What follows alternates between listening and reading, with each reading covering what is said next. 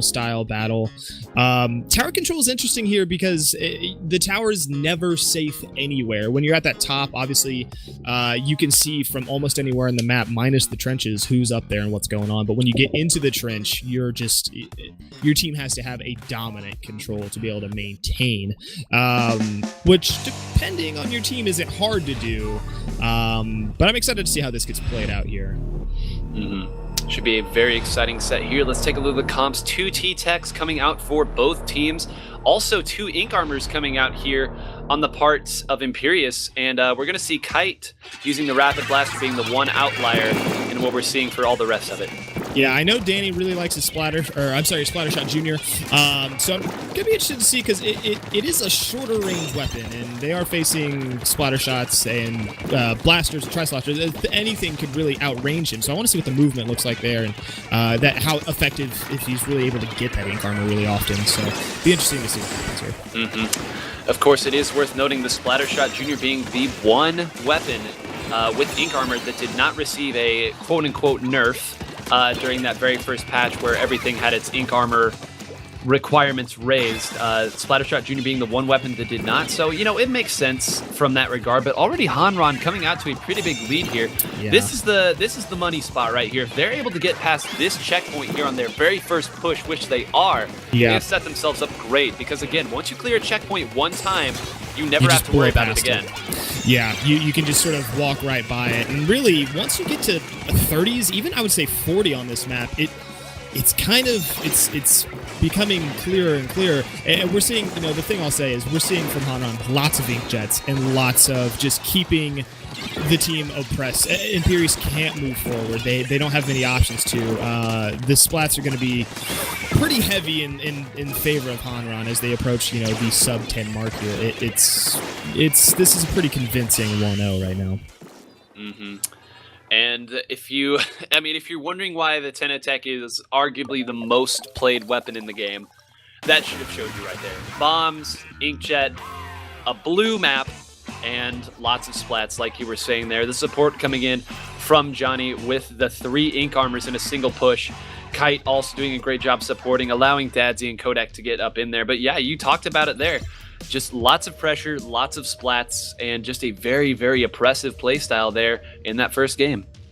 Yeah, I mean, again, that's how that map can go sometimes. I want to say that, you know, Rainmaker on Reef, which is what is coming up next, it looks like, is a different story than, you know, this, again, a diverse game. This is down to you can flank very easily here. It's not just about calculated precision and knowing where the tower is going to go. This is dynamic, and I want to see maybe this is the time for Imperious to sort of pull ahead or tie it up. I want to see kind of what happens here because again, I know we have some real killers on Imperious, but Hanran definitely going for the throat on that one. So I want to see what their Rainmaker capabilities. Reef, I think the Reef, I'm going to say it, is the worst stage in the game. I hate the Reef. I know it's unpopular opinion because Rainmaker here, you have the alleyway. That's the big one. You have the alleyway. Some people make the direct push up front, but the alleyway is the big one. And sometimes it's a breakaway run. You just have to make it through.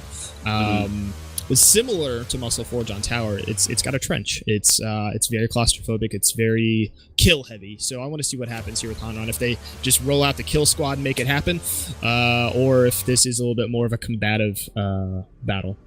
Yeah, and this is one of those maps that people are, especially maps and modes, that people are still trying to figure out because everyone knows the left side alleyway. They know it. They're gonna point their weapon that direction. Because of that, sometimes you see a counter push coming to the right side. The right side is more open though, so it stands to reason that you could defend that a little bit easier. But if you have the right weapons there, you can make that push, you can drive through there. And actually in that Extermination versus Team Olive set, we did see going straight up the right being exactly where Extermination had to go to get that overtime win. So it's still one that people are trying to figure out. The point values are closer than they would seem. So are you going to load up all your resources on the left and go for the big push? Are you going to feint that way and make your opponent think that you have to go there? Will you go right? Are you going to send somebody that way? Will you go right? And then you have a shark there? Where do you place your chess pieces? And I'm really, really interested to see what these two teams do and how they attack it differently. Yeah, I want to see different loadouts. I think we're going to see that potentially Danny stays with his Splattershot Jr., and we're probably going to see one Splattershot, but I kind of want to see slightly different loadouts than last time, because it just didn't seem to work for Imperious on at least TC. Maybe more Inkjets, and we're going to see here about the same, honestly, loadout-wise for Imperious. But we are seeing a Charger come out for Rainmakers. It's a little bit interesting. I can't see that I would have thought that, but we'll see what happens.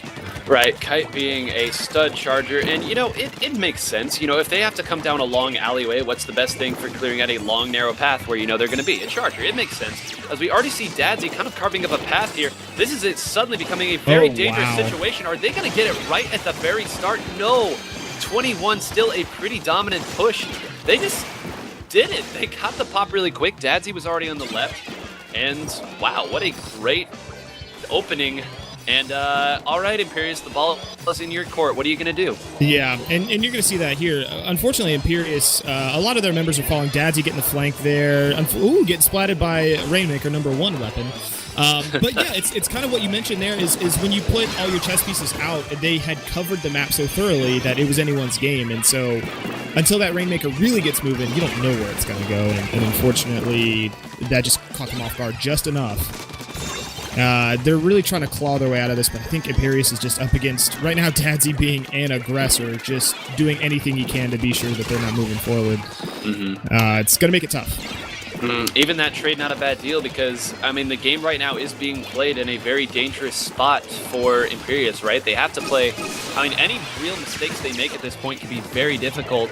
But it looks like they're doing a great job. They get off that Ink armor. They've kind of clawed their way back out to getting a little bit more control of that danger zone that we were talking about.